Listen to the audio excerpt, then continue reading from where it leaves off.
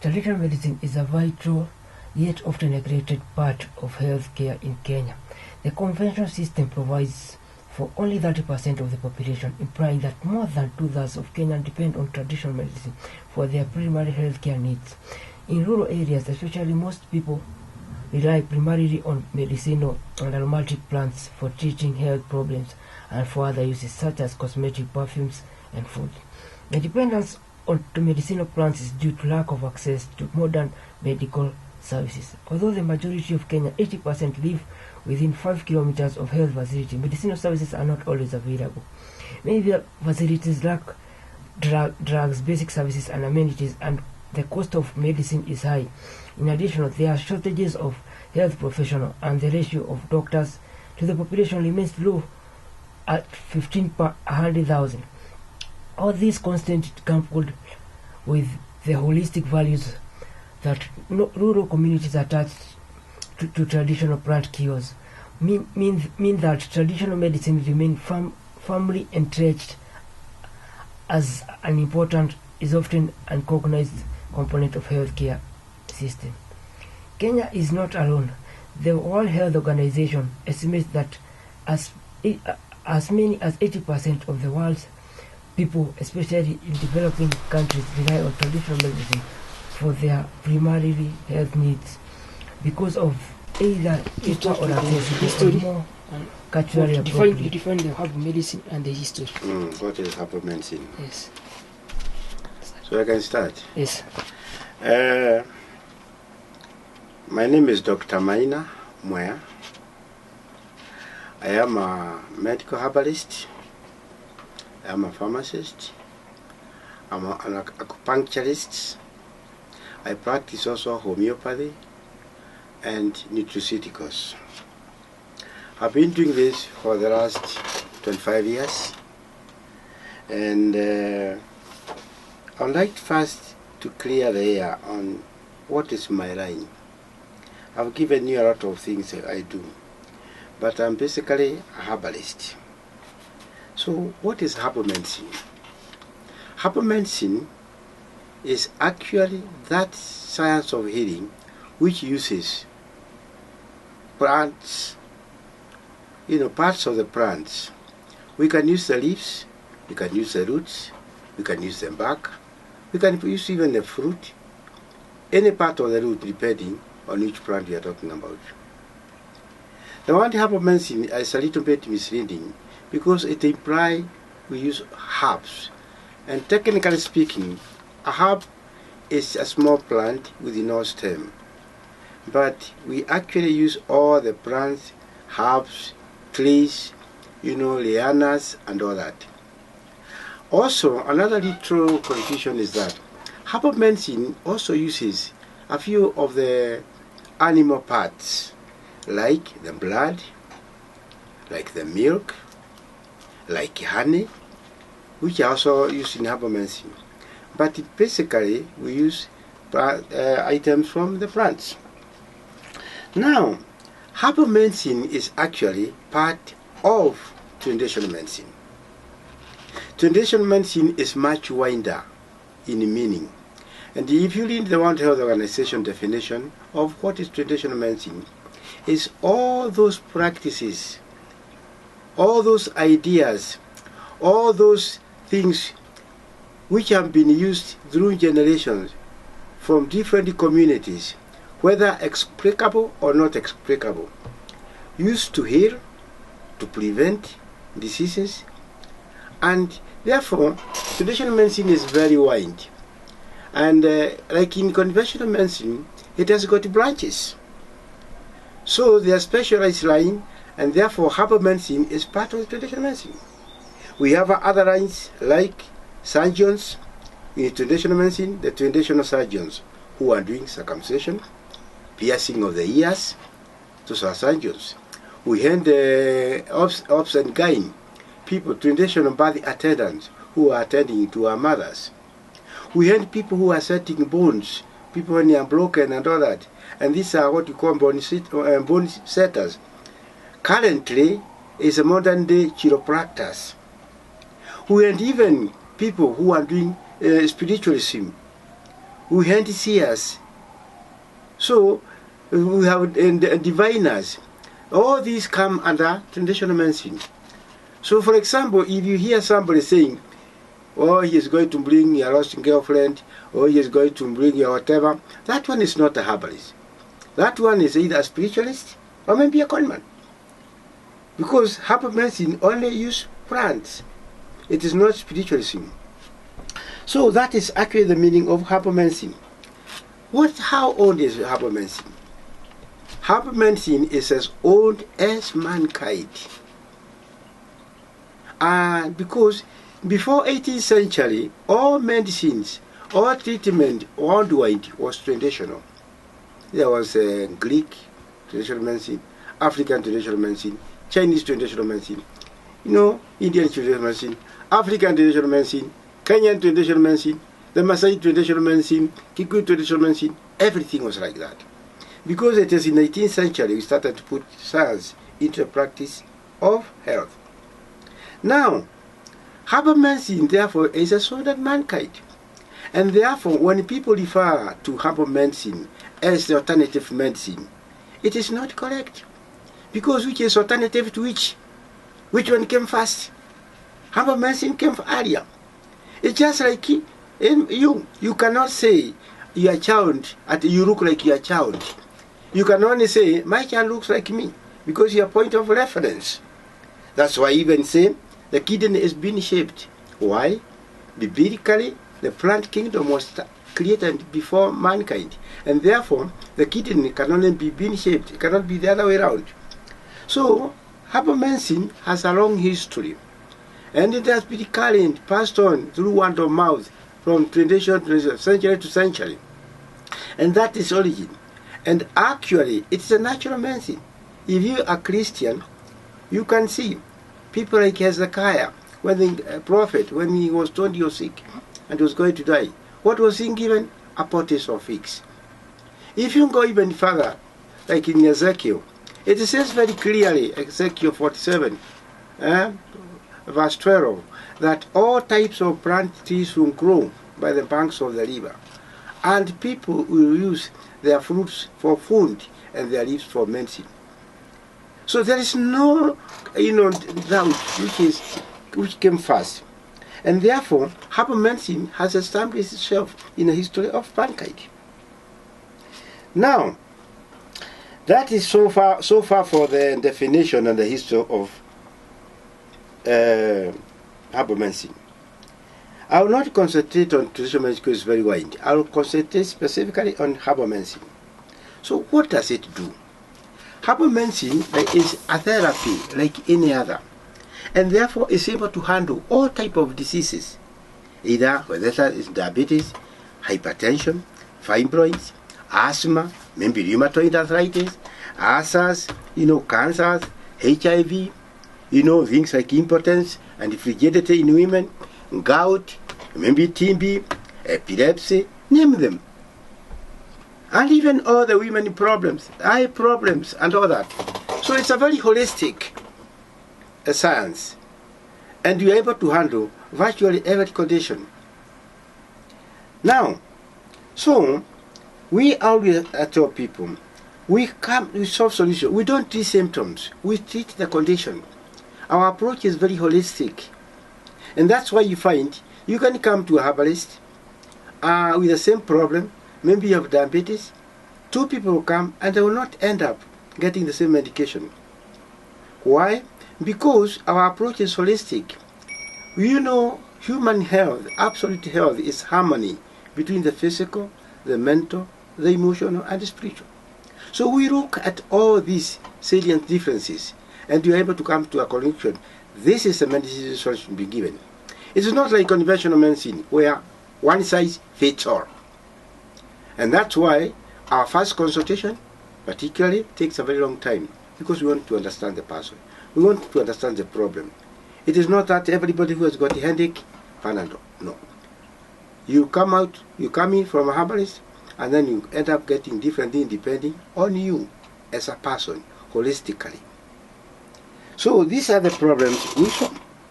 Now, what is the future of herbal medicine?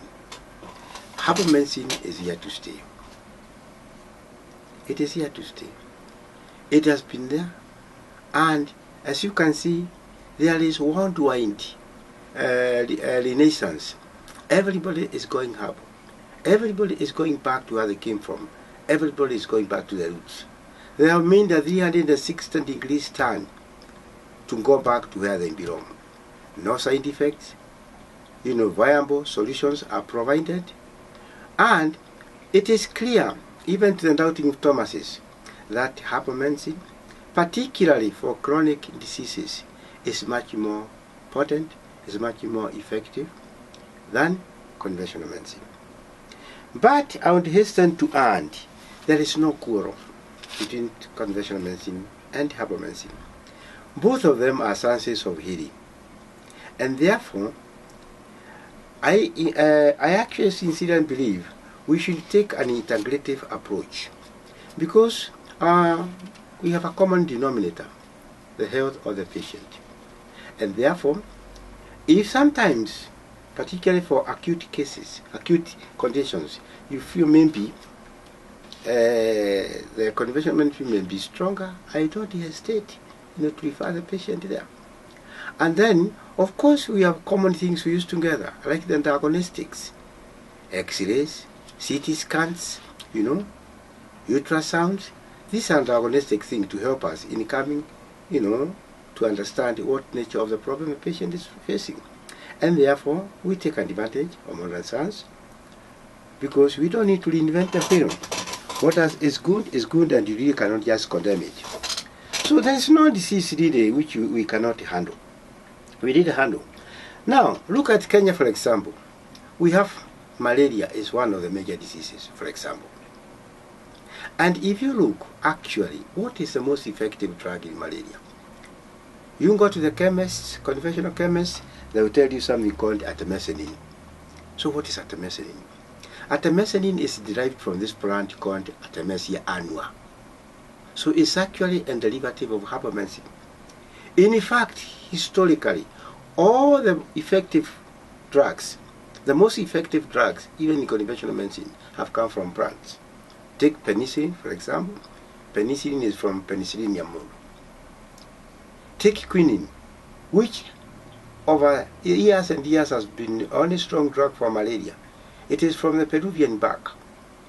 So you see, those people who say herbal medicine, is not effective, they don't know what they're talking about. Because there is clear evidence out there to show their potency. And so, in here, in this clinic, we handle a lot of patients. For example, and we've got about 200 products, for example. For example, for high blood pressure, we have this product called Hypersol. Hypersol actually is from a known plant. This is called Roophia. And Roophia, or Methyla, ama Kafla, even in conventional medicine, they have a product, based on that. Okay? So, nothing new here, but this is in its raw form, in its original form, and is very effective for high blood pressure. Now, if you come to things like in diabetes, which is a lifestyle disease, we have many products. This is one of our products. It's called Diabet.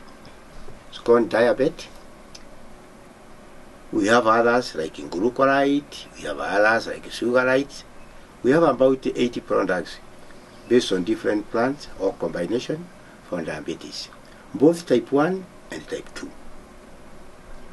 So, when we see people suffering, being injected with the insulin, sometimes we wonder why, because insulin does not solve any problem.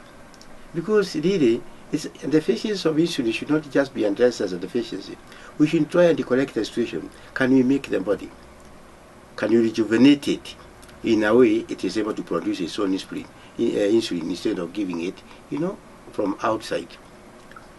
We have now asthma, for example. We have a product here called Asthmaless. This is for asthma, which, as you know, is an allergic condition affecting the lungs, therefore people cannot breathe properly. As for women problems, you will notice majority of women problems are centered on their sexuality. Either fibroids, polyps, irregular periods, painful periods, reproductive health. Most of them are based on their sexuality. And we have a lot of products. And for example, we have a product called Fibrox. Fibrox is for fibroids, as the name suggests. And this is not the only one we have. We have other. This was in powder form. We have some in capsule form. We have some in tablet form. We have some in tincture form. We present it, in various ways, for the convenience of the patient. Now, this one, for example, this cement complex, is actually for irregular periods, imbalance in the hormones, painful periods, and all that. As for the men, okay, before I go to the men, we have another one here for women. It's called Humanity. It's also for irregular periods, drained menses, cramps, and things like that. Now, you will notice that women also, just like men, their performance is affected. They cannot rise up to the occasion. They are frigid. Most of the time, it is men who are actually catered for. People don't think women also matters. And we have come up with a product called Desire. Desire is actually formulated specifically for women to restore their humanity, their libido, so that they are able to rev up their libido and fuel their bedroom fire and destroy frigidity. So far for the women, we have products for men, infertility, not impotence in men, and there are various types of products. We have about 80 products because impotence is so wide. It could be inability to erect, or inability to sustain the erection, or maybe premature ejaculation, or maybe dry tap syndrome where he is not producing anything, or a problem he cannot impregnate anybody because probably of the quality and the quantity of the sperms. So we have products like Alpha Man. This one basically boosts the testosterone levels, which is actually the male hormone, and therefore is able to improve on the male characteristics, be it hand-lock erections, be it libido, and all that. We have a product like Thunderbolts. Thunderbolts is basically, and that's the same. It increases your libido, vitality, stamina, and gives you maximum power. So we have all sorts of products. Now, in other specialized area, like the mental problems, a lot of people have a problem of forgetfulness. They cannot concentrate. Maybe they are students or people leading a lot of great mental life, accountants, students doing examinations and all that. And as people get old, they have memories, because of either Alzheimer's disease, things like that. We have called intellect. It's actually a brain therapy. This one is very good for concentration, and mental clarity and memory. There are a lot of things. The other thing, one of the common things we do, a lot of major diseases, actually start from the stomach. The stomach is clogged up, and threfore digestion is very poor. So one of the things we also do here is first to do detoxification. So we have three products, actually not three, four. There's one called Life Kid, which is there, I can show you. There's another one called Color Care, and there's this other one called Safisha. Just pick one. And when we do detoxification, we try and simulate what the body does. Because the body will detoxify itself through the kidneys, through the liver, and these things are either checked out through the digestive system, through the stool, or through the blood, that is through the urine, because the kidney will filter the blood. So we do kind of simulate what the body does. So Life Kind here is actually an detoxifier for detoxifying and cleansing the liver, the kidney, the bladder, the pancreas. These are the same organ the body uses to purge itself. You want to be sure that these organs are working efficiently because they are the ones which the body uses to detoxify itself. Then we have this product called Colocare. Colocare is one of our major products. Everything you eat passes through the stomach, and that's where the whole thing begins: digestion, assimilation, and all that. So the work of Colocare is actually a colony flush. It flushes all those undefecal matters, cleanses the digestive system, such that that system is working efficiently. And the best thing is to use both of them together. As this one is cleansing the digestive system, this one is cleansing these other organs, the liver, the kidney, the bladder, and the pancreas. It is only after you have done that, because you cannot do all the detoxification at one time, then now you can now decide to cleanse the blood. Because the blood to be cleansed, it has to be cleansed through these organs. So there, when you now come to the second phase, we use Sufficient, which is a blood cleanser and purifier. This is in liquid form. Or you can use Cleanox, which is in powder form. It's also a blood purifier. Then we also know quite a number of these diseases, particularly chronic diseases, comes about because of what you call oxidative stress. Oxidative stress.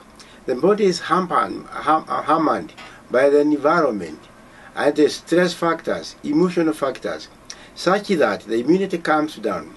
And there are things produced in the body called free radicals, which are very damaging. So we have super DNA here. Super DNA is a super antioxidant.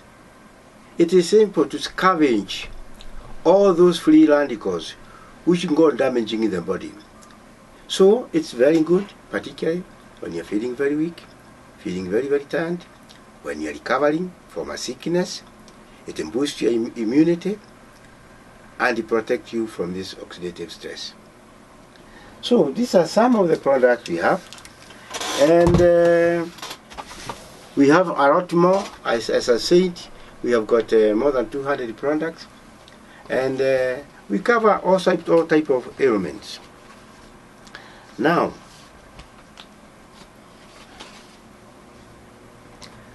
herbal medicine, like any other profession, has got its own challenges. And one of the biggest challenges we have is that there is no act of parliament to govern this profession. Because historically, around 1925, when the white man came, they condemned herbal medicine as witchcraft. Such a noble profession was condemned. In fact, in 1925, there is Act 1 Cap 125. It's a small booklet of 3 pages which condemned herbal medicine as witchcraft, and said anybody who is found practicing it should be locked up. Since that time, there has been a very bad campaign through the Christians, through everybody, that it is not, it's ungodly, which is actually wrong conviction. And out of that, people have been brainwashed over the years, and therefore, even the government itself came to regard it as not really a serious science. And that's why, if you notice in this country, they grouped it, they put it in the Ministry of Culture. Such a noble, healthy profession was grouped together with women in dancers. What in this respect? Now, so to date there is no act of parliament. There is one which has now gone under the second reading. Hopefully it will be out. And therefore, there's no way of governing it, controlling it, and even funding. Because when it is not supported illegally, it means even funding is not there. It means then people, we cannot participate in national health insurance services or insurance services. Therefore, our patients have to pay from their pocket because they are not covered in these medical schemes, which is very bad. You see, if you look at the World Health Organization website, they say there are 4 levels of acceptance of herbal medicine. There is level 1, like China and India, where it is fully accepted and integrated into the national health delivery system. There is level 2, where like in Britain, in America, where actually there is even an act of parliament to govern it, it's accepted, but it's not included in health insurance schemes. Then there are levels like in Kenya, where we are not actually accepted, we are just tolerated.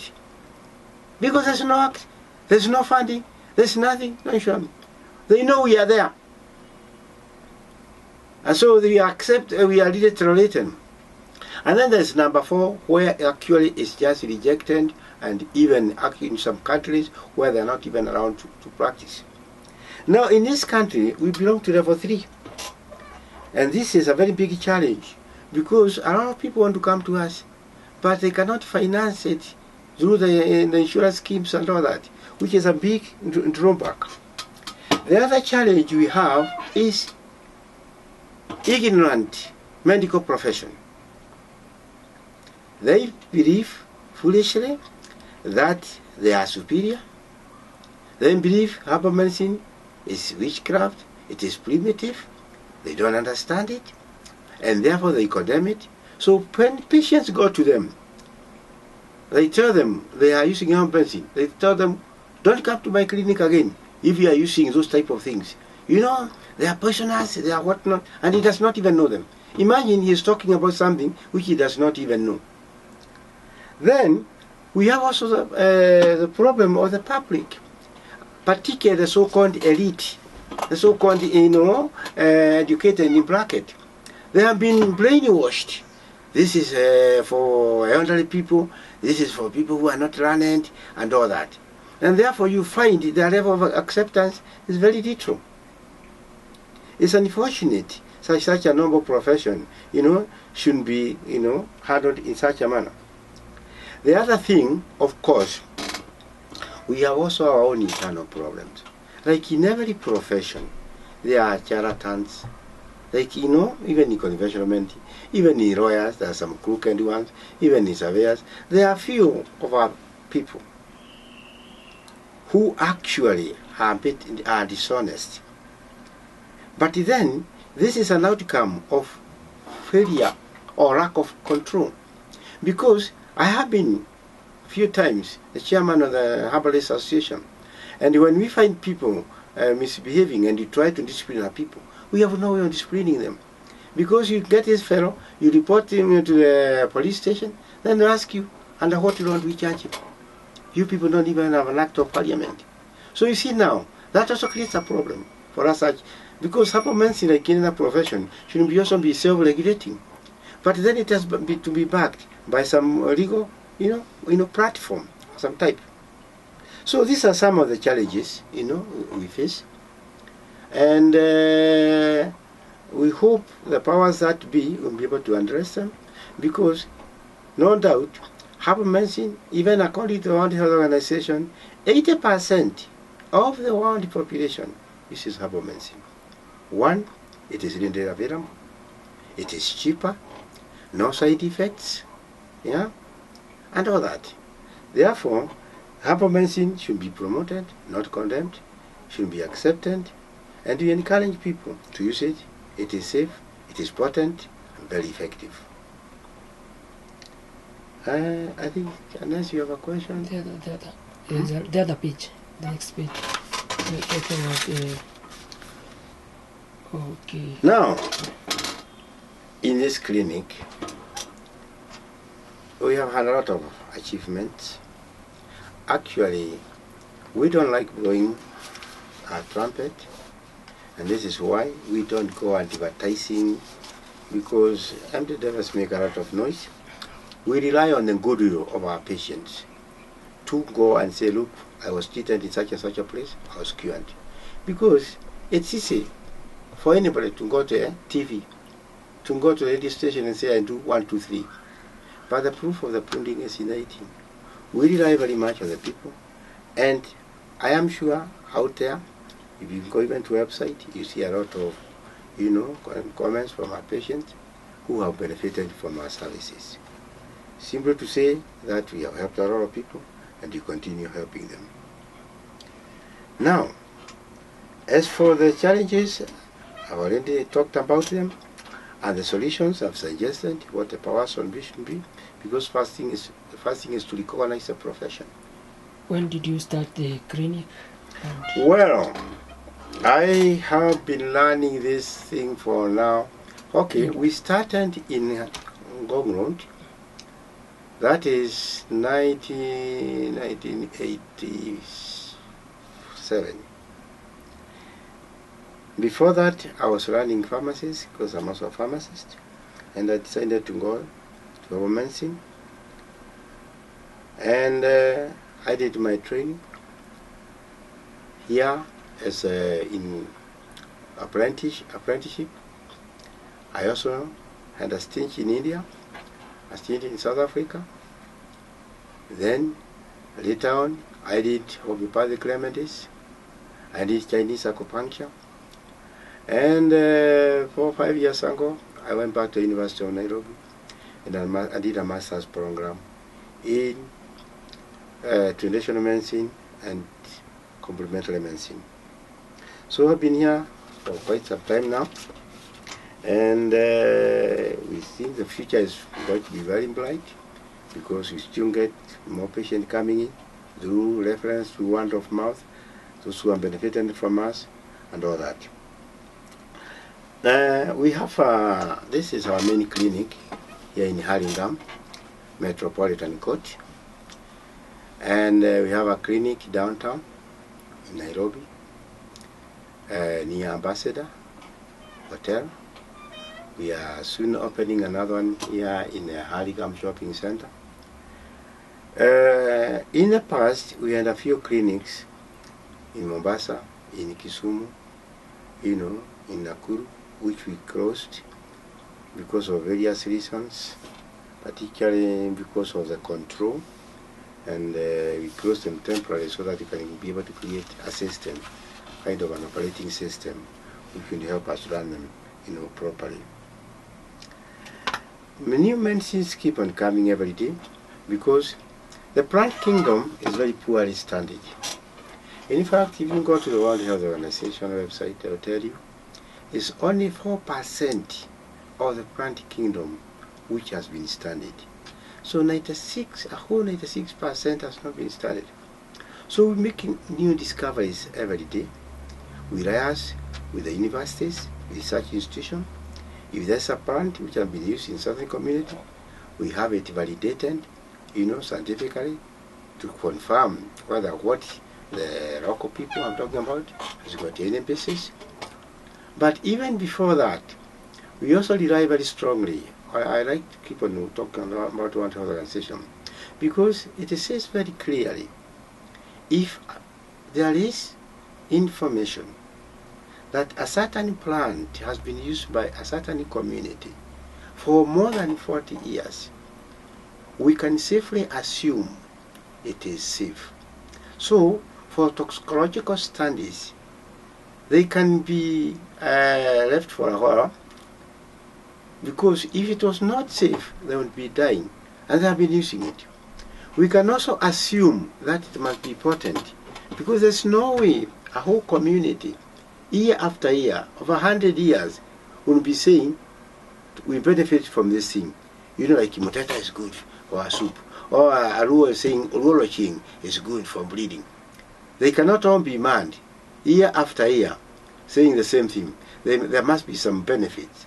So it's now the work for the scientists and us to validate that But we cannot stop. We can using it to help the patient. We will use it because already we already armed with that amphetamine conductor. The rest will be now to do confirmation and find out what is the active ingredient. So there is a lot which need to be done in this line. Okay. That's it. That's it. And let's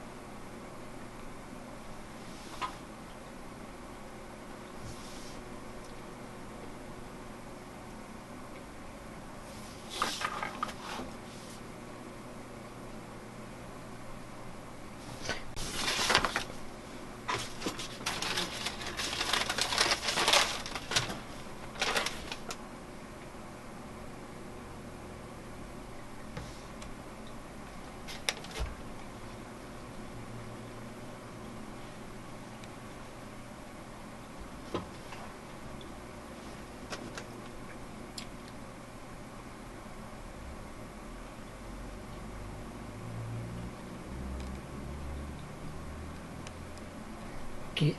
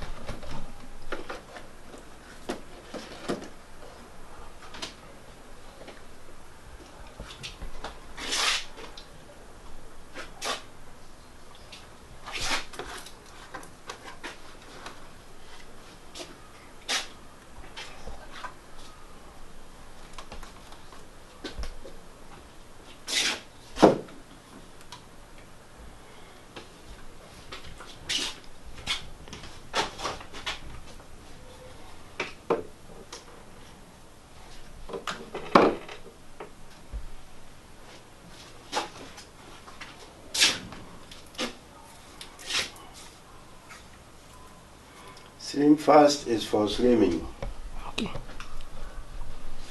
Maybe you can talk about it.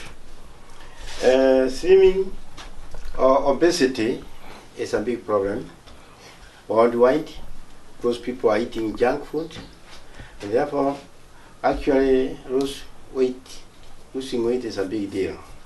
This is very good for slimming, and it's actually a purely herbal product. It has got three main functions. First, it stops the craving for carbohydrates. Two, it burns the fats, so it has got what we call the thermogenic properties, lipotropic substances which break down the fats. Two, it also reduces the appetite and also mobilizes the movement of fluids from the body. So you also lose a lot of water weight.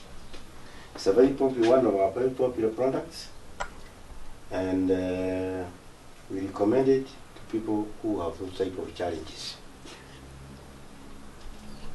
Any other that you'd like to talk about? No, there's so many. I don't know where to begin. I don't know where to begin. Yes, many conditions. Yeah. See, like these ones are anti-malarials. These ones are for diabetes. They are in capsule forms. These are tablets. We have things like for diabetes in capsule form, like in glucarate and sugarite. You know, we have things for low blood pressure. We have anti-malarials. We have nutraceuticals. These are functional foods, like moringa oleifera. This is not medicine exactly. It is what we call functional food. It supplements by maybe adding minerals to the body, vitamins and all that. And there are a few things which also, like garlic, for example, it's not really what we call it a medicine, but it's a functional food. If you know it helps to lower the blood pressure, particularly when it is used in conjunction, you know, with medicines like hyperson. So we have all these type of supplements also included, and really the limits is like this was under Mendiv. Is another product for women, under Mendiv, you know, for libidos and you know, humanity and all that. We have of course things for cold, cantata is for cold. And then I would like to talk about these things we call probiotics. We have been battling bacteria from the turn of the century, and we have never won a war. And now we have changed the philosophy. Instead of fighting these bacteria, we use another method now. Before, people have been using antibiotics, which are anti-life, anti-bio, and the bacteria are still continuing. So these ones, actually, probiotics, they promote the growth of life, pro. And what you do, this one will help you to increase the population of the friendly guys, the good bacteria. And therefore, you don't need to fight the bacteria. You just create a condition, a situation in the body, such that the body guys have no place there. So we are formulating our new products now with the probiotics. And so, if you, for example, like this one, this is Promicro 3. It's for arthritis, gout, other body problems. We have Promicro 1, which is basically for cancers, tumors, and growths. Promicro 1. We have Promicro 2, which is for diabetes and all that. And then you have the Promicro booster. This one, you don't need to be sick to take it. You just take it for your general health, such as to build immunity, to build strength in you, so that you can be able to stand the environmental challenges. You see, we are not healthy because there are no germs. They are there.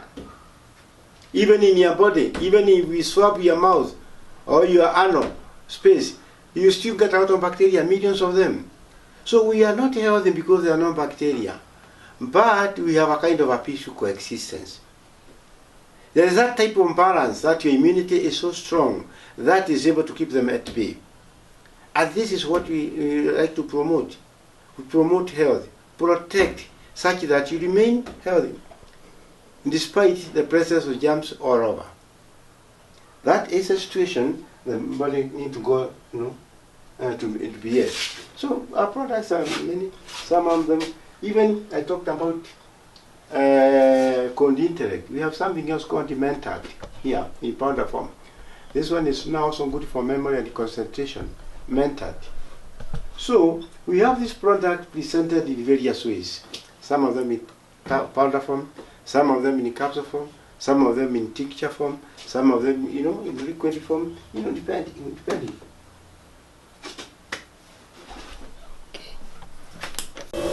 Start on the how, from the question how you identify and develop effective traditional medicine to the end. It's on. The recording is on. Okay, thank you very much. Yes. As I pointed out in my introduction, Center for Traditional Medicine and Drug Research is mandated to undertake research in the area touching on traditional medicine or herbal medicine. And we interact not just with ourselves but also with the other parties who have an interest in herbal or traditional medicine, and mostly the practitioners, the traditional medical practitioners or the herbalists. Through our interactions, one, we can be able to identify an area which needs further research.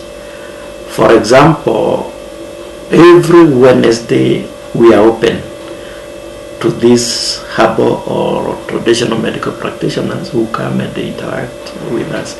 Some of them are just looking for accreditation or registration by the department of government which is mandated or registers them. That is the Department of Cash, as traditional medicine is still considered a cultural practice. But we are in the process of now moving it to the Ministry of Health after the Health Act came into being, where traditional medicine was incorporated. So as I have pointed out, we can get research areas based on the needs of the traditional medical practitioners or the herbalists. They bring their herbs to us and we undertake research on those herbs which they have brought to us. They may just be interested in us just looking at the safety levels, just for them to be sure that whatever they are using is safe. And there are a number of ways in which we can confirm the safety of the herbs or the concoctions or the traditional medicine they are using various biological acids. We have the in vitro or using cell lines, and we also have the animal models which we also use to undertake these safety studies. Besides now looking at the medical value or the activity of the herbs or the medicinal plants which are available to us. The other way in which we identify the areas of research is by literature survey or search.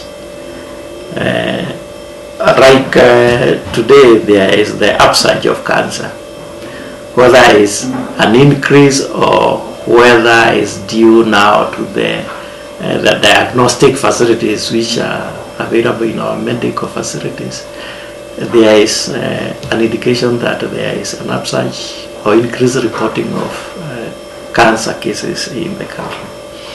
And therefore we ask ourselves, do we have something which has been used or is being used in alternative or in traditional medicine or in herbal medicine which would be addressing diseases or conditions similar to cancer? And then we go into literature search through the internet or journals or even books, and they try to see how much has been done in that area within the country or in Kenya and also in other parts of the world, so that at least you have some background about what you are getting into. So that is one way of identifying a research area in herbal medicine or in traditional medicine. So you see the gaps which are there and which needs to be addressed. And once we identify or we come up with a background, then we craft a proposal based on what we want to look at. We may just be interested in identifying herbs or medicinal plants which traditionally are being used or have been used to address similar conditions which are similar to cancer. And at that point, we try to bring in the traditional medical practitioners to assist us in identifying these medicinal plants. Or we look at families of plants or species which have been researched in other parts of the world, and we try to find out whether in Kenya we have similar medicinal plants growing. and we identify where they are growing, and therefore we are able to visit those areas and correct samples for research purposes.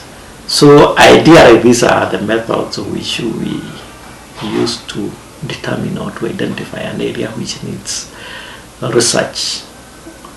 So our purpose is to try and fill in the gaps which need to be filled.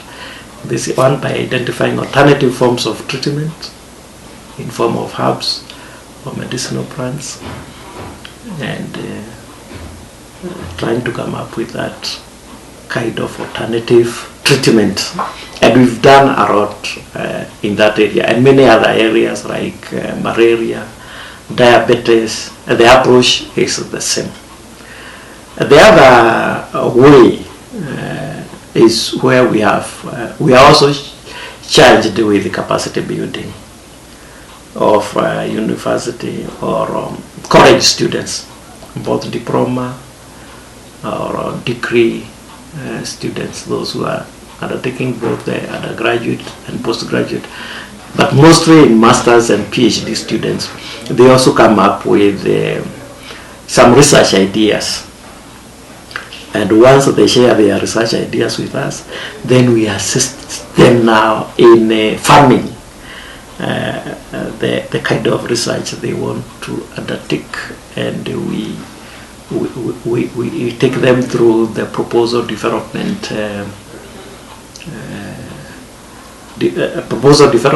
and we assist them now by using our facilities to be able to undertake the research. So that is one of the other ways in which we are able to identify areas or come up with some research proposals.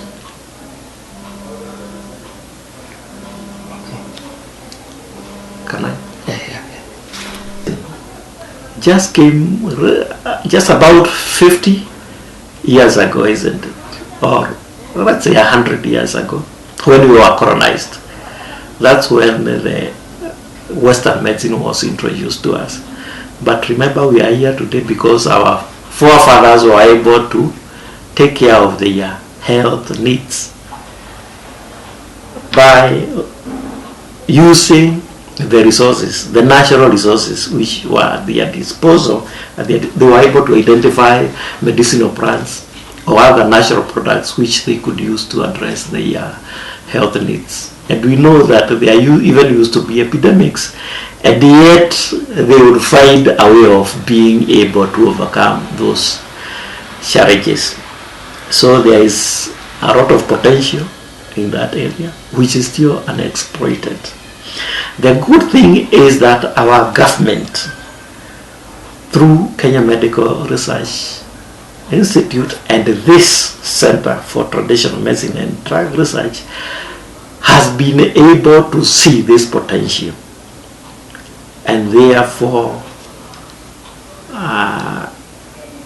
has been trying to address or to bring on board this alternative form of treatment. And not really alternative as such. We may call it alternative, but remember, the Western is the alternative for us because we had our traditional medicine, which has brought us this far. That's the reason why you and me today exist, is the Western medicine which was introduced just about a century ago, and therefore ideally that should be the alternative medicine, but our traditional or herbal medicine should be actually the in thing. So we have a well-trained workforce, and the scientists who are working in this center and in Kemri are very well trained. Most of them have acquired not just their first degrees, but they have their masters and PhDs in various areas of specialization. And therefore we are able to handle any kind of research in this area. And I think that is the basis on which we can be able to push or to propel herbal medicine or research in medicinal plants a bit further. because initially at the start of this center we had very few trained researchers in this area. Very few people knew about alternative medicine or even believed in alternative medicine or traditional medicine, but with the time we've been able to demystify this area of traditional medicine or herbal medicine, and over the years we've built capacity in this area, and not just for ourselves as Kemri, but also for the entire workforce in the country, may it be in universities or other research bodies. We have been able to do that capacity building. The only thing which we need at this point in time, having undertaken research on various forms of alternative treatment or herbal medicine, the only thing we are seeking is increased funding in this area, so that whatever research outcome we've been able to see or to achieve can be pushed to the next stage, whereby our innovations can be taken to the next level, where we can start producing these alternative forms of treatment and availing them to the public to be able to address their health concerns. So that is the area I would really urge that our government tries to see to it and increases funding. Remember, without research, it's very hard for a country to develop, because if we don't undertake research in areas which concern us, areas which can help us to address our health needs, so that we have a healthy population which can become active economically, then it becomes very difficult, because then we become a consumer economy, and therefore whatever few resources we are even able to generate, we just consume without realizing much development. But if we are able to inject more funds into this area of research, then it means we will be able to come up with innovations, with the products to address our healthcare needs, and possibly also be able to sell to the rest of the world. So, and the pharmaceutical industry is a big industry. If we can just be able to get a small percentage of this, then you can be sure that our economy will grow in leaps and bounds. So there is great future in alternative or in traditional medicine or in herbal medicine, as it were. But we need to get our priorities right. Yes.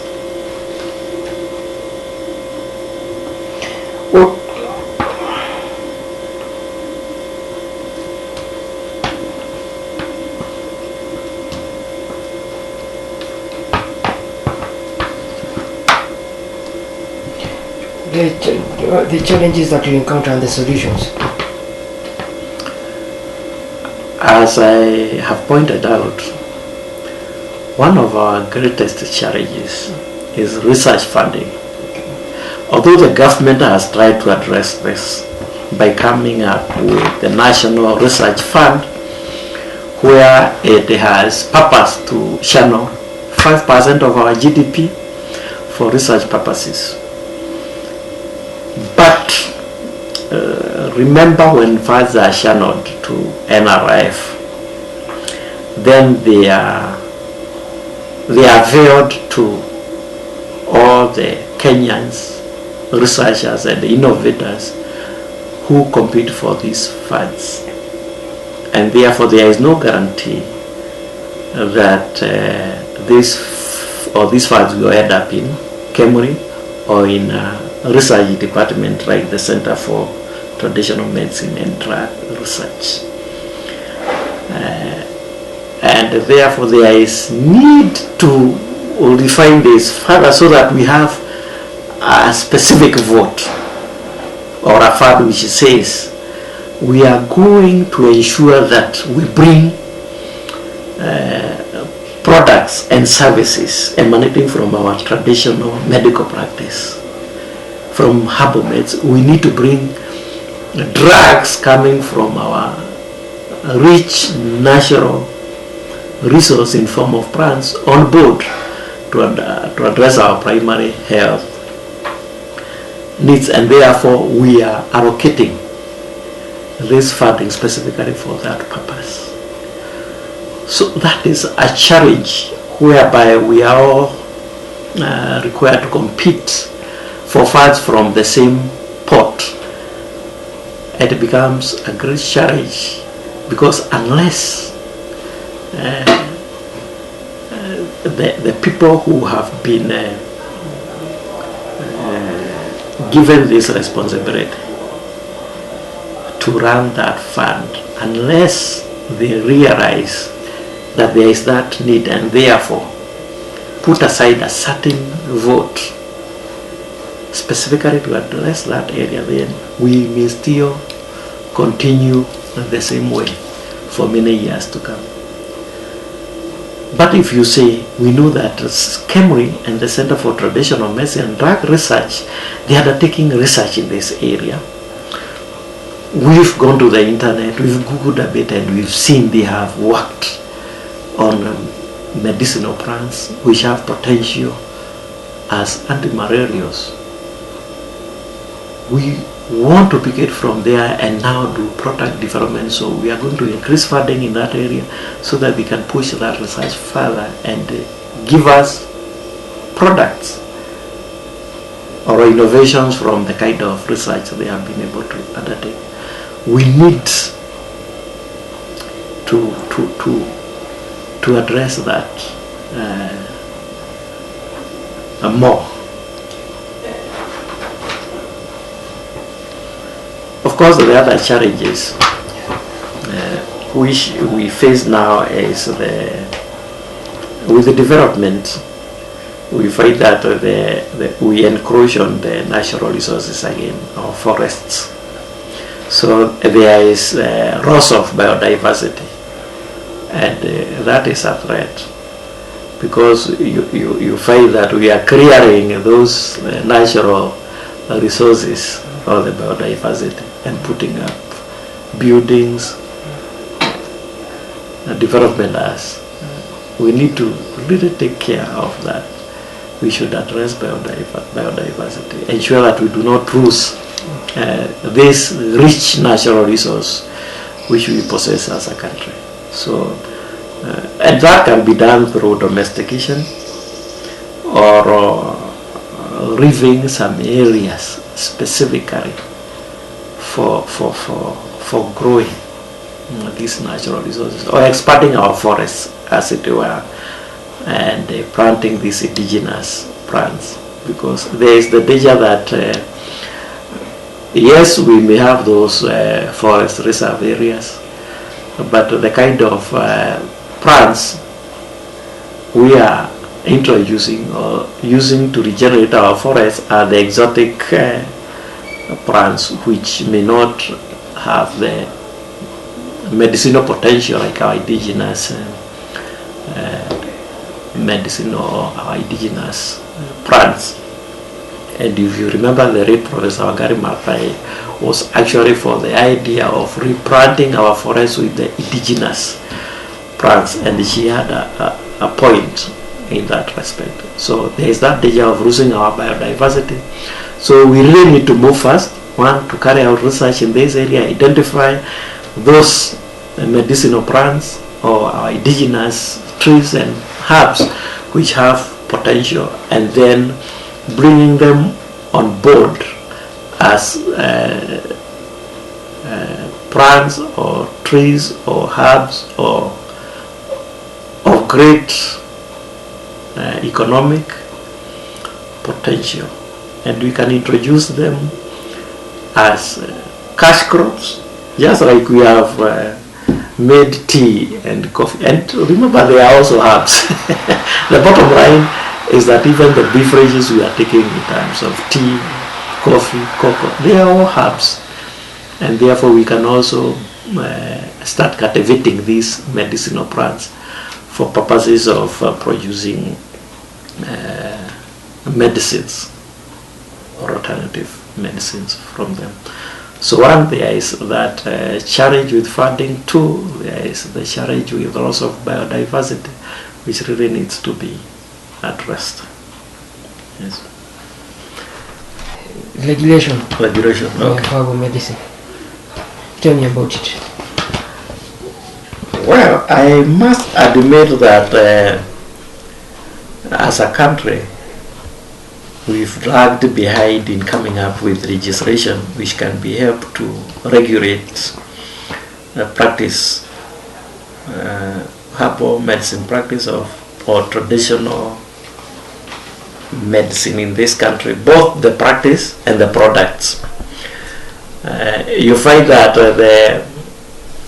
the traditional medical practitioner or the herbalist is still the producer of these drugs, and therein lies the danger, because most of this information or this knowledge which is harbored by the traditional medical practitioners has not been shared widely. It's not documented.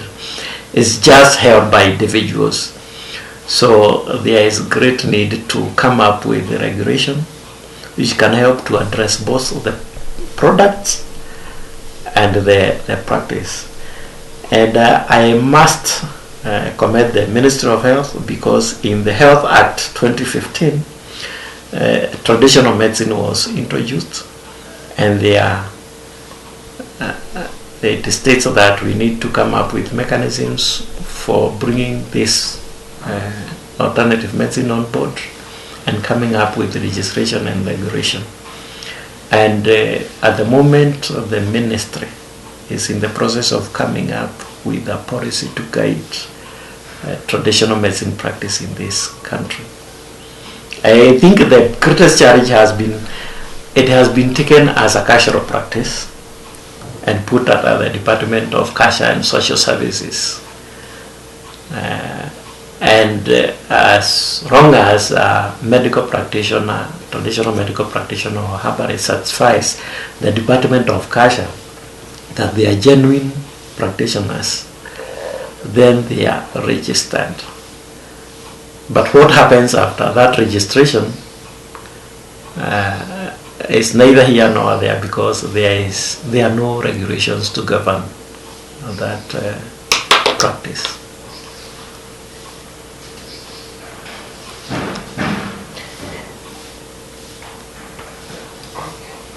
Expand more on the interaction of conventional medicine with the traditional medicine.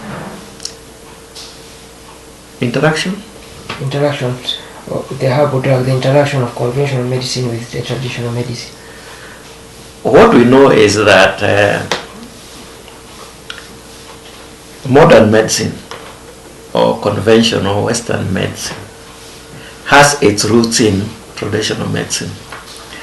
Some of the antibiotics, some of the most potent drugs have been developed from herbs or medicinal plants.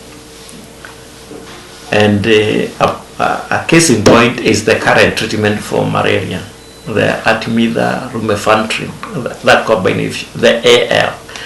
Artemisa has its genesis in a herb known as Artemisia annua. And therefore, we should not ignore the fact that even what we refer to as conventional or Western medicine has its roots in traditional or in herbal medicine, and a good percentage of the drugs which we are using today, even to address diseases like cancer, they have been developed from medicinal plants or herbal medicine. And therefore there is a lot of interaction between the two, because one is the mother of the other. Although at the moment we have a lot of chemical drugs, but remember the original compounds which have been used to come up with these chemical drugs have been discovered in medicinal plants. like once artemisinin was discovered, a lot more compounds have been developed based on that structure of artemisinin. Yes, so there is a lot of interaction between conventional medicine and traditional medicine, as traditional medicine or herbal medicine is the genesis of most of the conventional drugs in this country or in this world, and therefore we should not lose sight of that, by carrying out research in our herbs or in our traditional medicine or in our medicinal plants, what we are doing is coming up with a bigger library of compounds or extracts which can be used to come up with alternative forms of medicine or compounds which can be developed further to take the position of the conventional medicine, which we know are facing resistance in certain cases. So there is very great need to continue research in this area so that we can ensure that we have a continuous supply of medicines to address our health concerns. I know that there are those patients who are using both conventional and alternative drugs. If we may go a little bit further into that.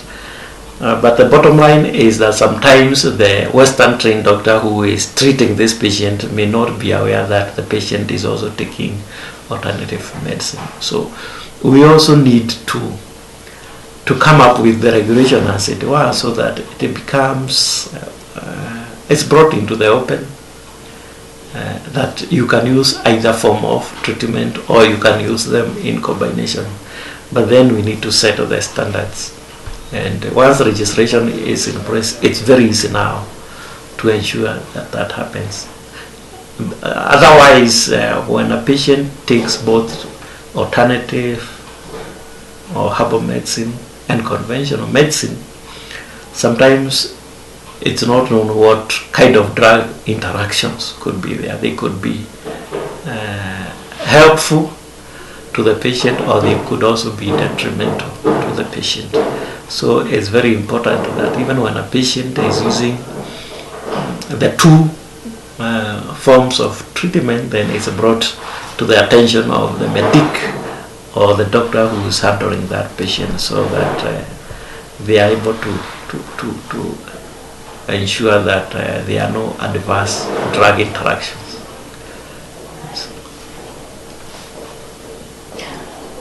What are the socio-cultural issues? Socio-cultural issues of traditional medicine, alternative medicine? Yeah. You know, the bottom line is that it's in our culture. Okay.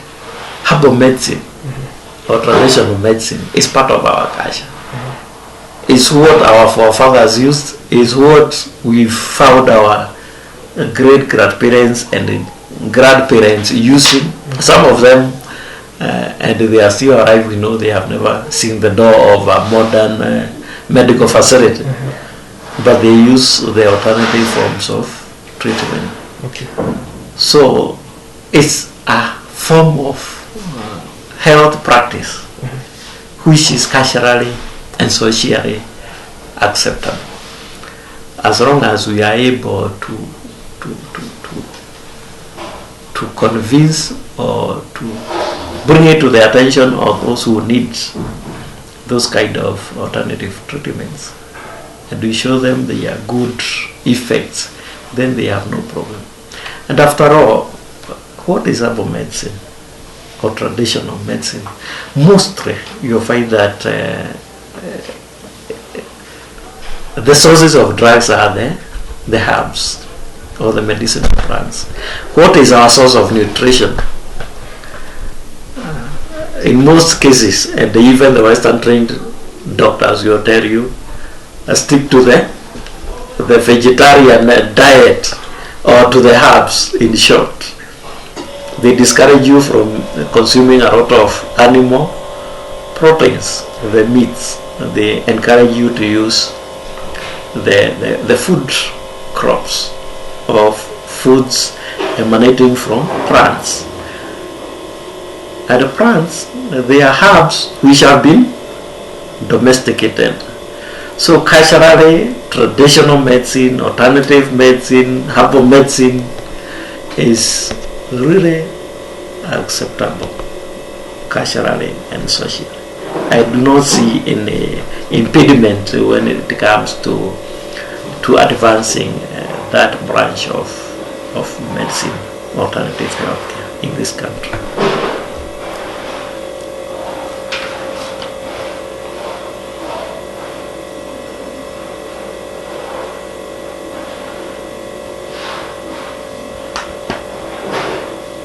We talked about the recommendation of Cambridge research, but I have not recorded what you are recommending about the research and what you would like to be enhanced for the research to be more efficient.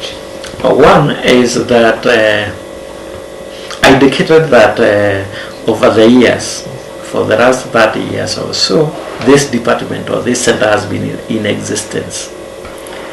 And one is that you need to train a competent workforce, and that has happened. Capacity building in this area has really been undertaken, and we have well-trained, well-educated research scientists, but they need to be facilitated to be able to do research leading to products, innovation and services in this area by enhancing research funding.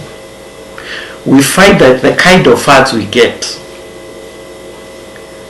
we are only able to undertake basic research or research whereby we just say, I have worked on this medicinal plant or this herb and I have seen it has these medical benefits. But it stops there.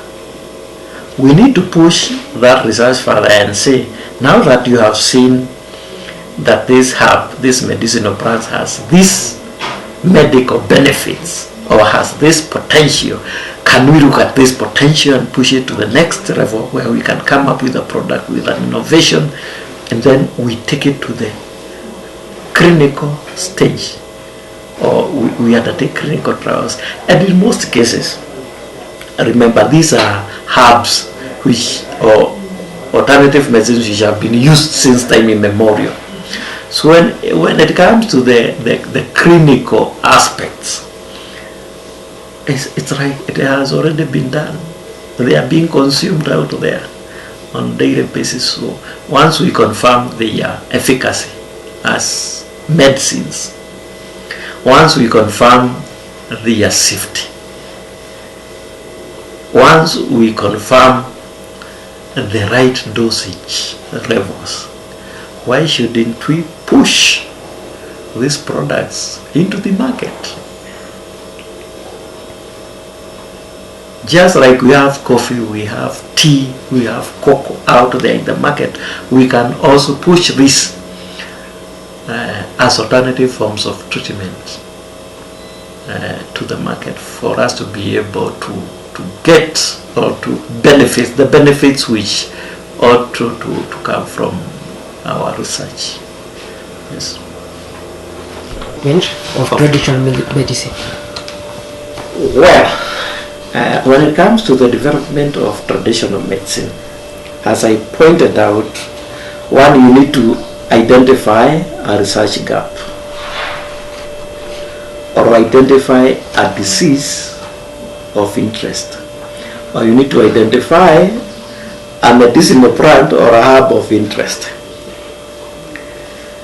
Once you do that, you do a bit of the background search. You need to know if it is malaria, what is known in this area, what has been done in this area, what are the gaps. If it is cancer or diabetes, what is known in this area, what research has been carried out in this area, what are the gaps. You identify these gaps. If you approach it from the medicinal or the herbal plant basis, then you need to know what is known about this medicinal plant or this herb, and what are the research gaps. And that way you are able to identify your objective, come up with specific objectives, and come up with a methodology as to how you can be able to fill those gaps. Or ideally you come up with a proposal, and then you look for funds to be able to undertake that research. For example, if you have identified a herb which has traditionally been used to treat cancerous wounds or cancer or as an antibiotic, then you need to come up with the specific objectives. You see, one, I want to confirm whether indeed this medicinal plant or herb has those antibiotic properties. So one of the objectives would be to identify or to evaluate the antimicrobial or antibiotic or antibacterial potential of this medicinal plant extract. And two, you may go a little bit further to try and tease out the compounds or the classes of compounds which are responsible for that activity. And three, you also need to look at the safety levels, both using cell lines, or to be referred to as cytotoxicity. How does the medicinal plant or the extract affect your body at the cellular level? And two, you also need to look at the safety in vivo or in a living system. And we have various biological models which we use to undertake those safety studies. So once you have identified the plant, the research gap, the methods which you need to use, then you need funding. Sometimes we come up with these proposals, and then we identify either a call for research funding, or we just forward it for funding to NRIF, or internally we also have some research funds, and its merits and demerits and are looked at, and if it merits, then you get that funding. In the absence of funding, then it ends there. You have a good idea, you've come up with a proposal, you've shown the kind of objectives which you want to address, and you've seen what you want to come up with. At the end of the day, this is what I want to come up with, an innovation or with a product which can be used to address the TB or the resistant malaria or cancer. But without funding, it ends there. If you get funding, then you are able to undertake this study, and you go out to the field, collect the plant materials, bring them back to our labs, process them according to the protocol. We do the extractions, we get the extracts.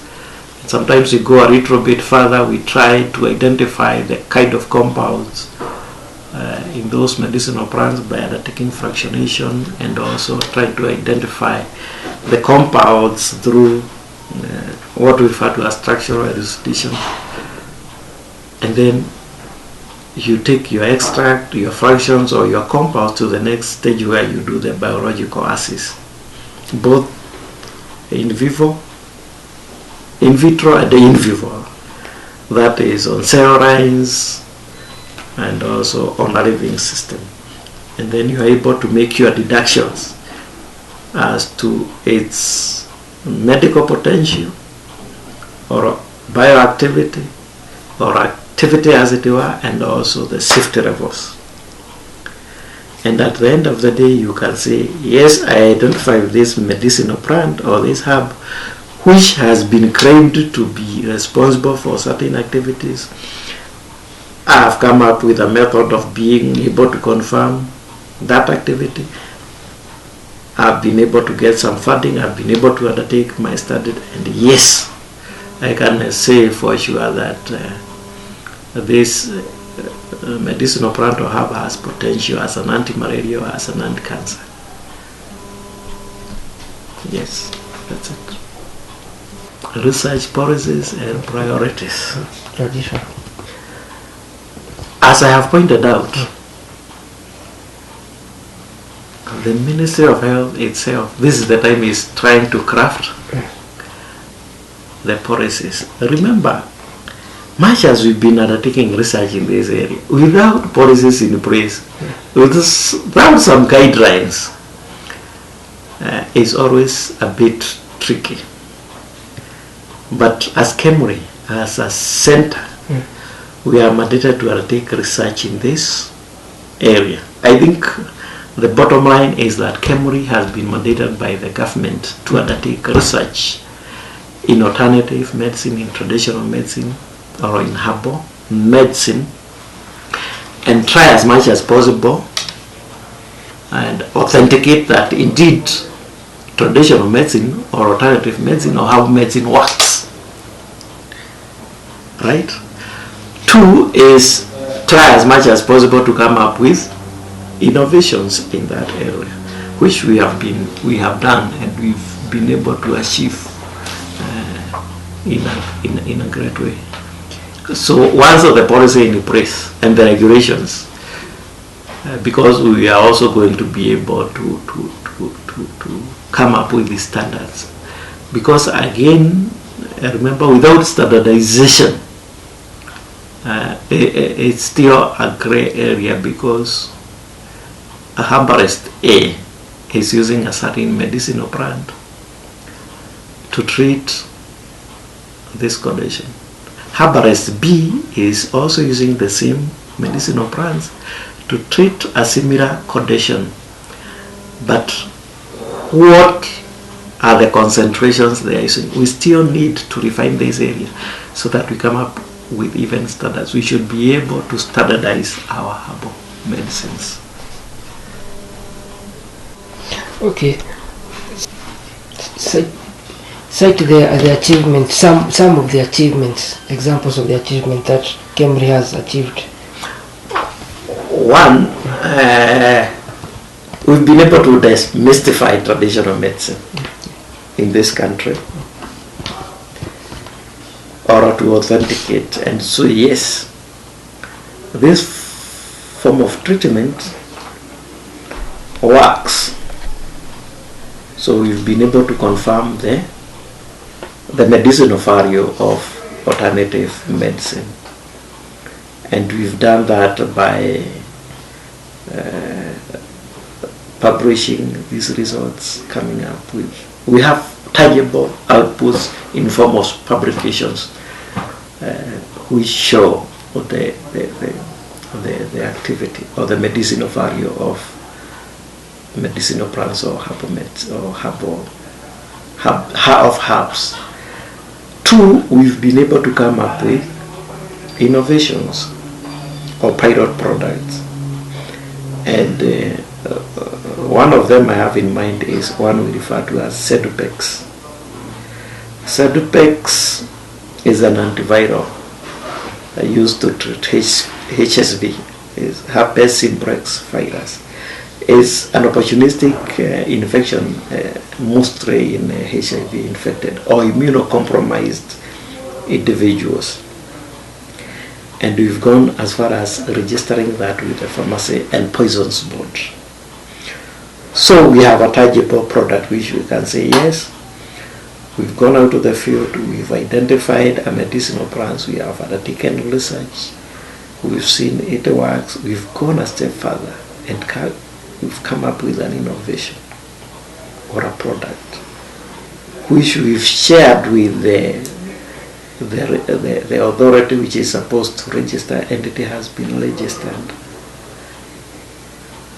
So we can say we have tangible. And it's not just that.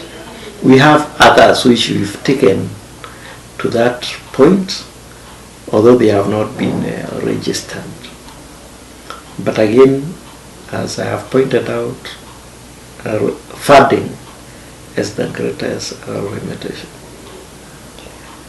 Otherwise, we've been able to undertake research, publish, come up with innovations, and we just need a little push in form of funding, and we'll go the whole hog. The other thing, our greatest achievements is, of course, is capacity building, not just for ourselves as Kemri and as a center, but also for the country, in form of training. Both diploma and graduate students or undergraduate students come on attachment for a period of 3 months, and they gain a lot of skills in research in this area of alternative medicine. We also have postgraduate students, those undertaking masters and PhD, who also we help in building capacity in that area, and then they go out there to work in various research organizations and universities.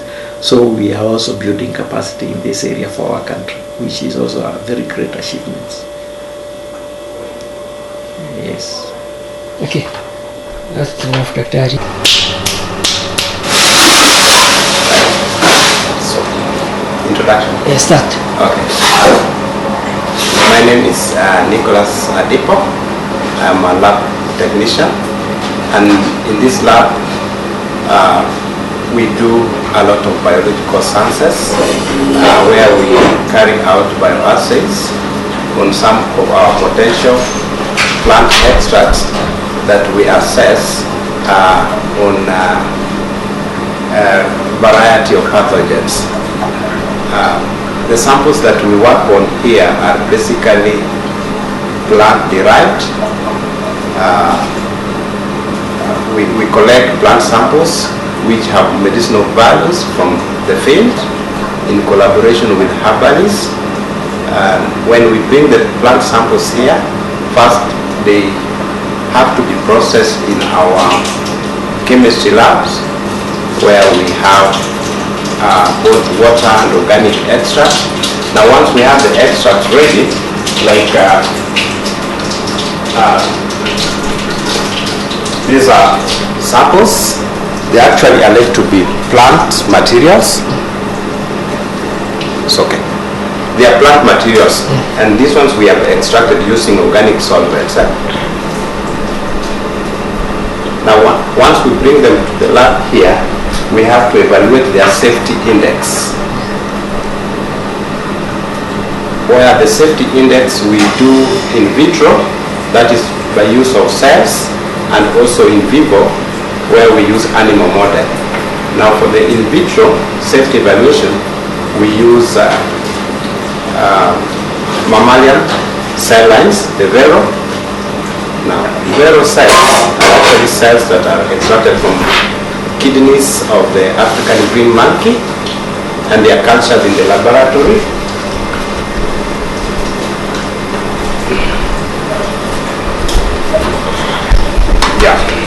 Now once we culture the Vero cells, we expose them to the plant extract at given concentrations.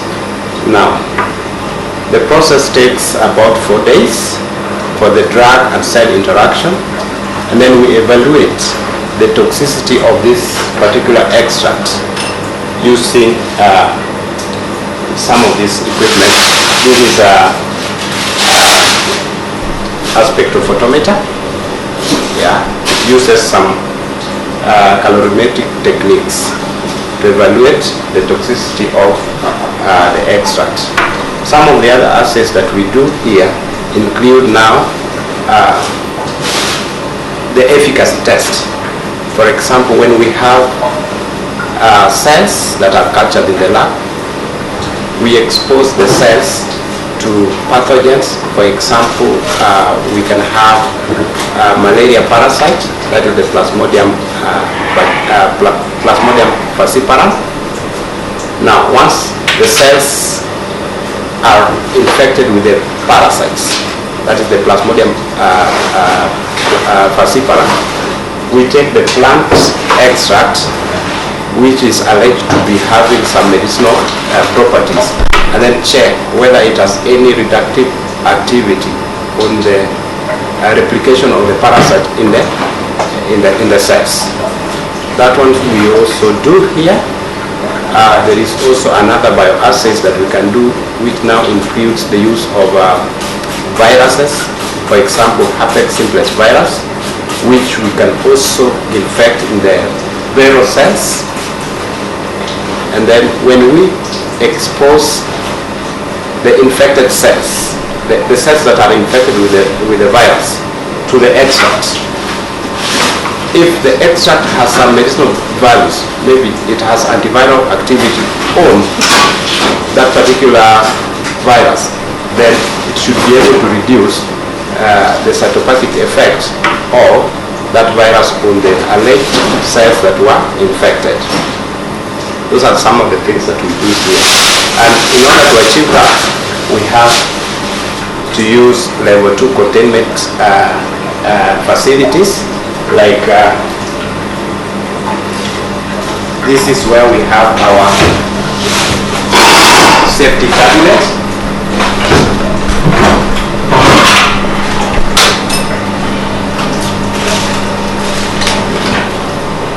Yeah, because the pathogens that we work on are actually not friendly to the environment, they have to be contained in such a way that you are protecting yourself, and also the samples that you're working on are also protected inside a biosafety cabinet. And ideally, you have to be protected using full protective apparel. At the moment, I'm not putting on any gloves because I'm just showing you. So these are the cells, and you have your extract. Now you add the extract into the cells and incubate them for a given period of time in the incubator. You allow the extract to interact with the virus or whatever it is for a period of maybe, if you wanted to do the analysis, for a period of 3 days or 7 days, depending on the set of your experiment. Now,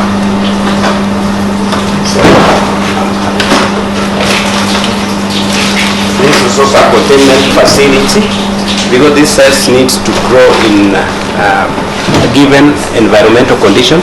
This is a CO2 incubator. It has provision for carbon dioxide. There is also water pan for humidity purposes, and then it has to be completely locked so that your samples are safe and are contained within the right environmental position. Okay. For purposes of reading or analyzing our research, we use some of this equipment.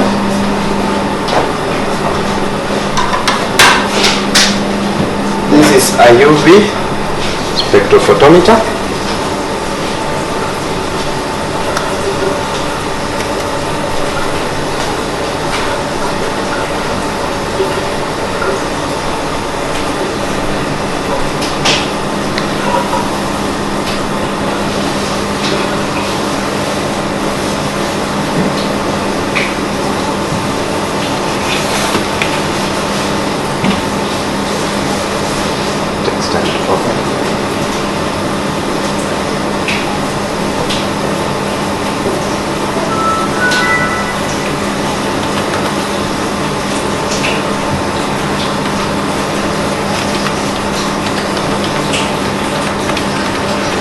You can see our equipment are password protected so that our data and everything is kept safe.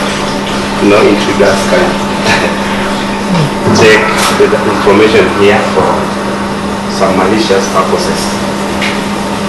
Now, for cytotoxicity, when we wanted to evaluate safety of the extract, this is a 96 well plate which contains cells, and then we added the extract to the cells. Now, if the extract is toxic. It's supposed to be killing the cells. So that is what we check with this machine, and the machine uses some principle. It is called the MTT assay principle. MTT that we use is a dye, and the living cells themselves produce an enzyme called the dehydrogenase enzyme within the mitochondrial region. So if the extract kills the cells, then it means there will be no production of the dehydrogenase enzyme that we actually quantify using MTT dye. MTT is yellow in color, but now when it gets into contact with the dehydrogenase enzyme from the viable cells, it is converted into an insoluble compound called formazan. Now formazan is insoluble. For us to quantify the extent of formazan that is there, we have to dissolve it using an appropriate solvent. For example, we use isopropanol or DMSO, dimethyl sulfoxide. Now, if you have a look at this, the cells were put in such a way that we had 2 times 10 raised to power 4, that is 20,000 cells per well. These are 96 well. Now, the regions that you don't see, the purple color, this means the cells were actually killed. But the other regions you can see, the cells remained viable. Now, why are these regions having no cells? Because the drug that we were testing it at a given concentration or a varying concentration. Maybe a concentration of the highest being 1000 microgram per ml, and then it moved in a serial dilution format up to 0 concentration of the extract. So the higher the concentration, you can see the lethal the dose. But as it is reduced, then the cells remain viable. But you see, you cannot tell the extent of this formazan using your naked eye.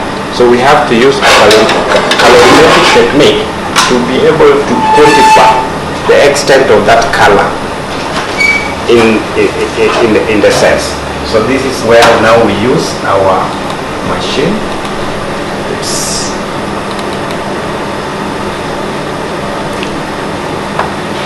I'm still relevant to you.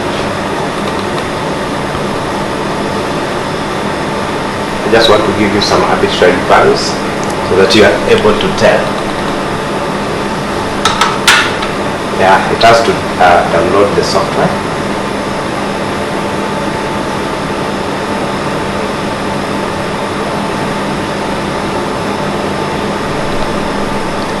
How many wells in this plate you want to analyze. Start again.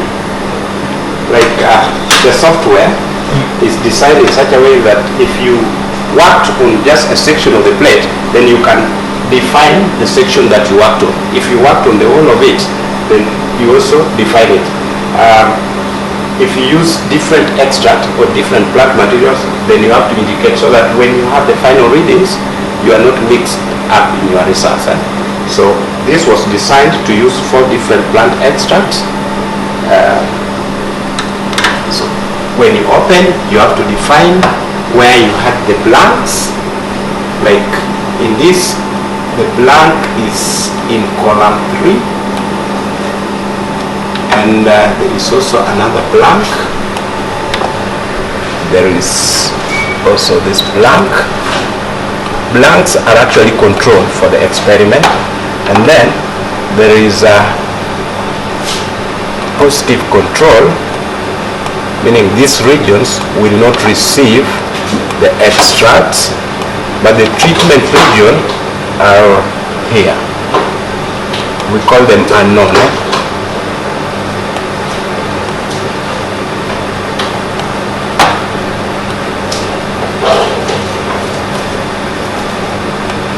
Yeah, the control, the negative, all these are treatment, but this particular region here is a positive control. There is nothing. The cells are actually supposed to be viable at its highest because there is no drug interaction. So once you define your experimental setup, then you come to the protocol, how you want to run. Maybe you give it some notes, a demo, whichever. Like this is just demonstration. And then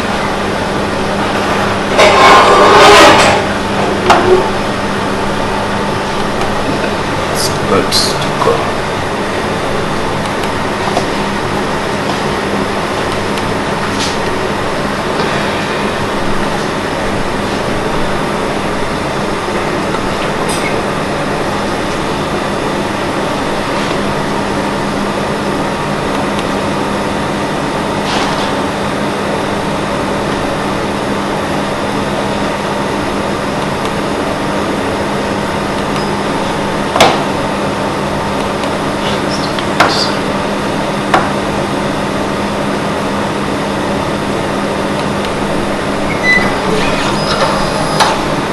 Now all the parameters are set. Now you bring your plate, you put it here. We are going to scan it or expose the plate through a range of wavelength like 520 to 640 nanometer, so that the regions, those are wavelengths that are actually able to capture the data within the visible region of the spectrum. The pink color is within that region. Now I will run my plate in.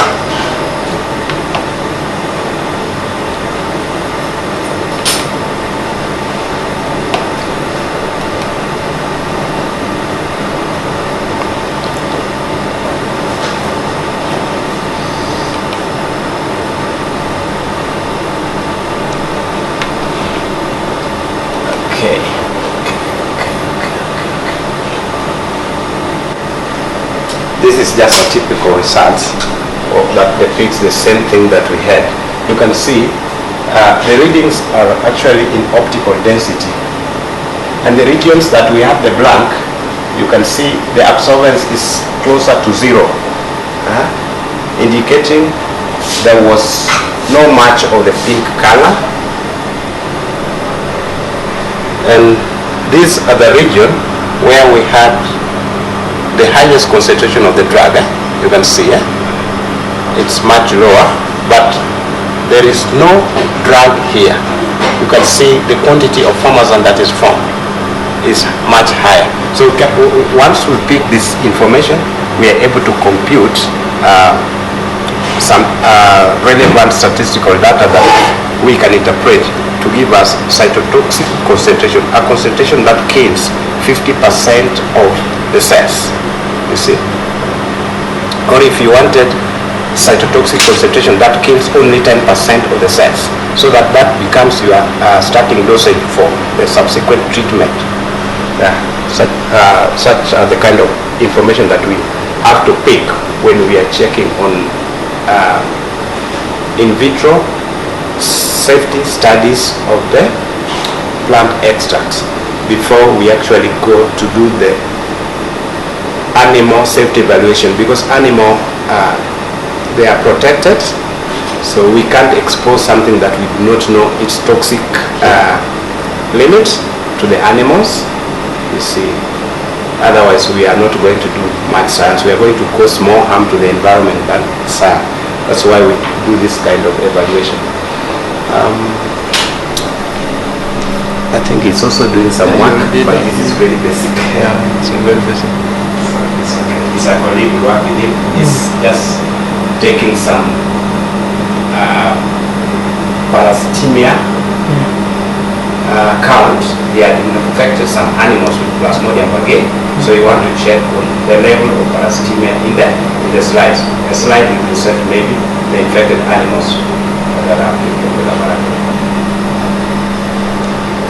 That is very, very brief of what we do, but there is a lot of activities that are done here. It was just a summary. Good.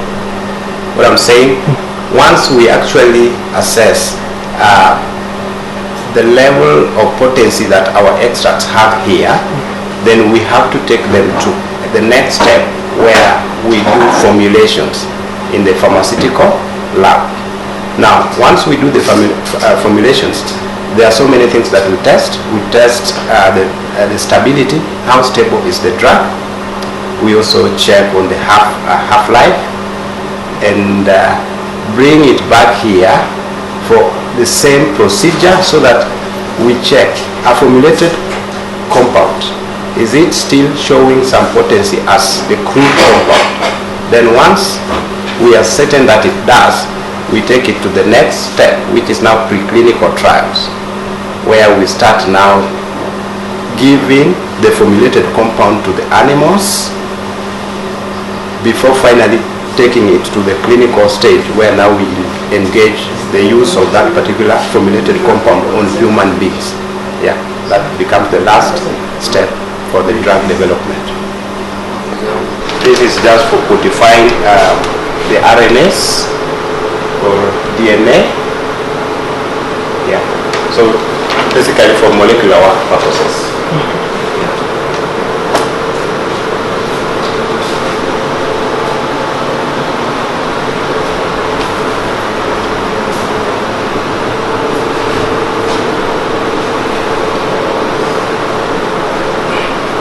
This section is for the malaria work, where we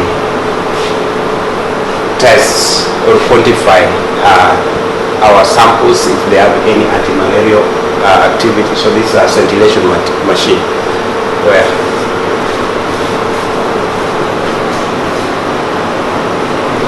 and they may be silent, but there's some work that is going on.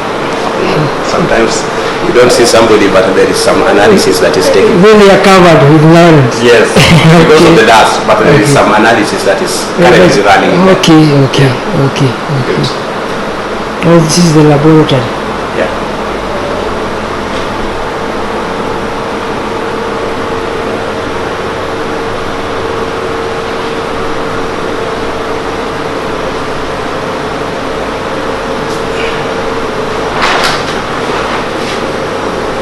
Well, if I would have gotten people working on them, or something here, working on this thing. Yes, right now they are covered because of construction work. There's a lot of dust, but there are some samples that are actually running. You know, to slot in a sample, it takes a whole day. Okay. Okay, good morning.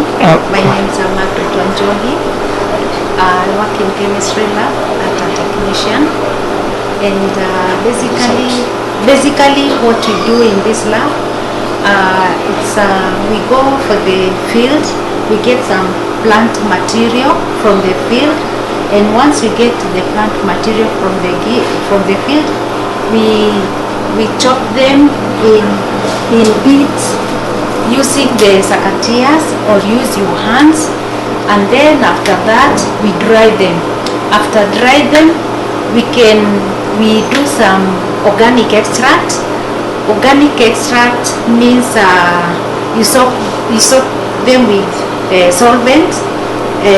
Maybe you can use the non-polar or polar system, that is methanol, DCM at the ratio of 1:1, and then after that you soak it in 72 hours in a round bottle flask, which is this one.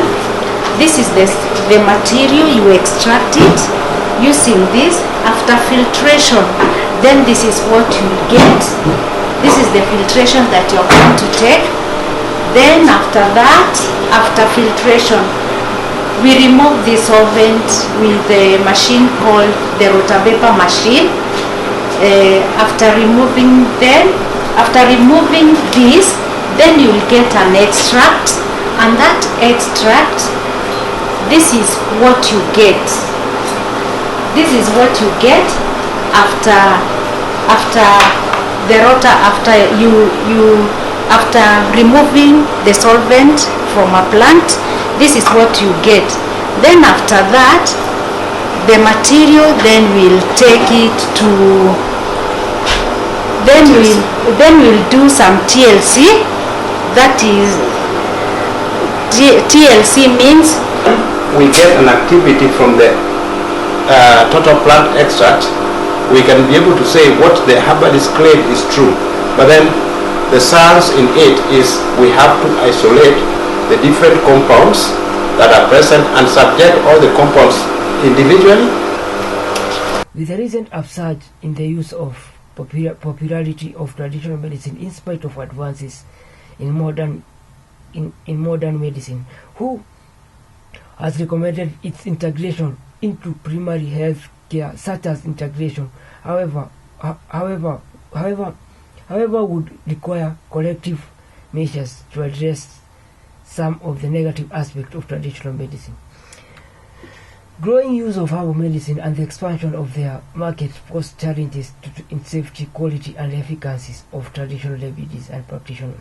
Historically, the use of traditional medicine has been on a small scale through provision by traditional healers, often without government involvement at all. In modern times, there has been increased recognition of traditional medicine by their scientific community, media, and development plans and policies. For example, Kenya 1989 to 1993 development plan made a commitment to the promotion of the welfare of traditional practitioners. More recently, too, urbanization has changed the face of traditional medicine. Previously, village healers would provide services using herbs obtained from nearby markets and fields. Urban markets, and on the other hand, have many herb sellers, each giving advice selling both raw plant materials and preparation that they have produced themselves. Their products are mainly packaged in bottles or plastic bags, perhaps wrapped in newspapers, but they have no indication of appropriate dosage. Quality control is a challenge under these circumstances. So is the conservation of the botanical resource. Thus, traditional medicine in Kenya flourishes and recognized and regulated by the government or other institution. This has resulted in proliferation of herbal practitioners displacing various forms of herbal medicine that are touted as able to resolve just about any health problem. Little is known about safety and efficacy of these proposed therapies or their negative consequences. While unregulated use of traditional medicine can have negative effect, a claim that herbal medicine can cure every disease brings even good practice into disrepute. With increased prevalences, the questions of safety, efficacy, and quality are some of the challenges that need to be overcome. More work is also needed to raise public awareness of appropriate use of traditional medicine. Widespread of use of traditional medicine is also increasing pressure on medicinal resources because of over-exploitation and habit loss. The activities of traditional herbalists also have an exaggerated impact of remaining wild stock. In the early days, traditional herbalists collected medicinal plants according to tradition and taboo. Plants were therefore protected from overharvesting. In modern times, urban healers purchase their material from street market, thus providing an economic incentive from the destructive harvesting of vulnerable medicine plants. Kenya is endowed with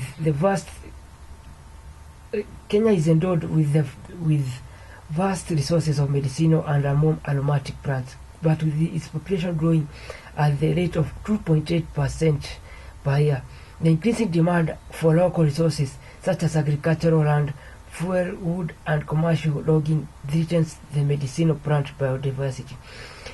These activities have reduced the indigenous forest cover to less than 2% of the land in the country. In addition, what is now referred to as intellectual property is being eroded. The art of traditional medicine, including herbal medicine, has been practiced in East Africa for many years, and a knowledge of medicinal plants is normally passed orally from one generation to the next. Traditional knowledge about biodiversity is inadequately protected under such circumstances, and a lot of variable information is lost as traditional healers die without revealing it. Nor does the current legal framework in the country protect this knowledge. In the light of this situation, there is growing need to have an appropriate national policy that can facilitate the proper use of traditional medicine. Traditional medicine has great potential to increase people's access to health care services. The government realizes that issues of concern about traditional medicine can best be tackled within a national policy framework that provides a sound basis for both promoting and regulating its use. In 2007, the government embarked on a process of public consultation, awareness, creation and discussion in all the provinces to address the needs of the sector.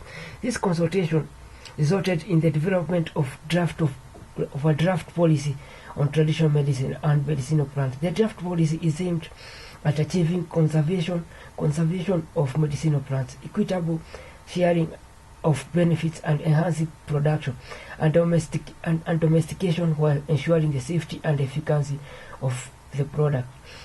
It will also give guidance to the practitioner, consumers, and regulators. Issues in four thematic areas are the core of the focus of draft policy on the traditional medicine: safety and efficacy, conservation, production and domestication, commercialization. Along with increased popularity, the herbal medicine is as increased interest in the safety and efficacy of the practice. Research into these issues have not received due to support, has not received due support and attention.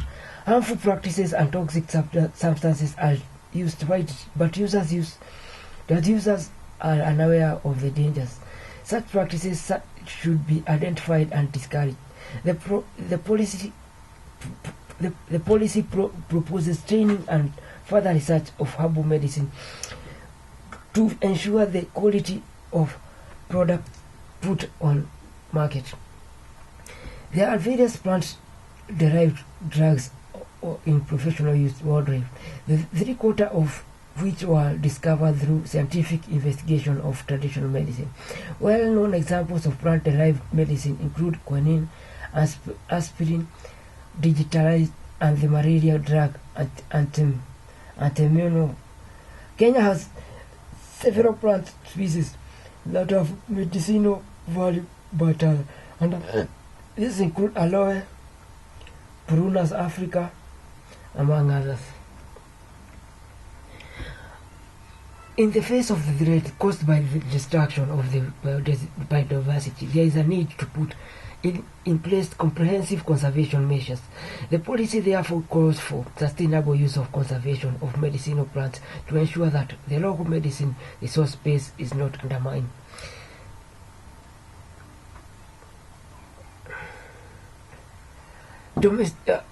Although traditional medicine has been practiced in Kenya for many years, most of the medicinal plant species are not cultivated in the traditional setting. In the traditional setting, medicinal plants are normally obtained from the wild, but for commercial purposes, harvesting wild plants is not sustainable. It is necessary to introduce a systematic cultivation of medicinal plants in order to conserve biodiversity and protect threatened species. The policy recommends cultivation as one of the best strategies to provide needed plant material without depleting the wild stock. Protection of intellectual property rights is one of the important means of protecting the benefits of traditional knowledge.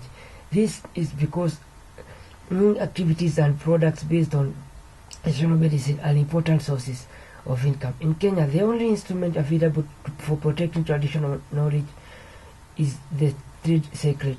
The Industrial Property Act Cap 509 of the laws of Kenya, which could protect the intellectual integrity of traditional practitioners, disqualified traditional knowledge. Medicinal plants are therefore collected and used without any regulation, opening them to indiscriminate exploitation and biopiracy. Huge profits are made but never shared with the custodians of biological diversity. There is need to respond to these challenges in order to enhance income generation and benefit sharing.